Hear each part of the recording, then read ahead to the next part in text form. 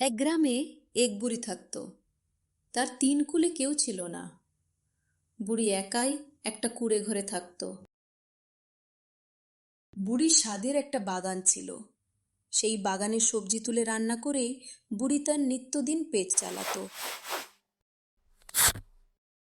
এই বুড়ি বয়সে এত কষ্ট করতে হয়, তিন কুলে কেউ নেই। এই বুড়িটাকে দয়া করে দুমুঠো খেতেও দাও না কেউ। না, অনেক বেলা হয়ে গেল, তাড়াতাড়ি ঝাড় দিয়ে আবার রান্না চাপাতে হবে। মেলা কাজ পড়ে আছে।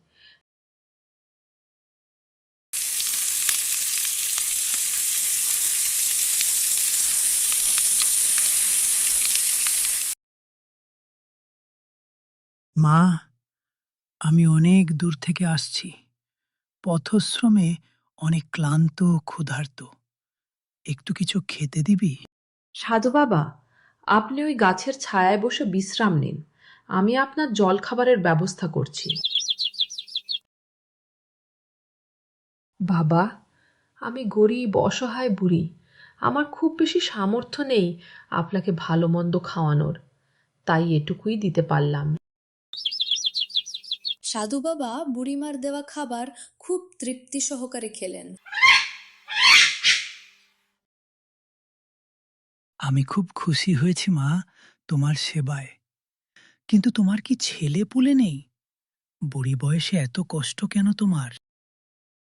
না সাধু বাবা, আমার কোনো সন্তান নেই। বিধবা মানুষ, একাই থাকি, কষ্ট করে পেট চালাই, বাগানের সবজি তুলে রান্না করি। তোমার অনেক কষ্ট। তুমি চিন্তা করো না মা, আমি এমন একটা জিনিস তোমাকে দেব যাতে তোমার কষ্ট দূর হয়। এই মুরগিটা আজ থেকে তোমার। এটাই তোমার সকল দুঃখ কষ্ট দূর করবে মা। ক্ষমা করবেন সাধু বাবা, কিন্তু এই মুরগিটা আমার দুঃখ কষ্ট কি করে দূর করবে সেটা বুঝলামও না। এখন সাধারণ মুরগি না, এটি প্রতিদিন একটি করে সোনার ডিম দেবে। সেটা বিক্রি করে টাকা পাবে।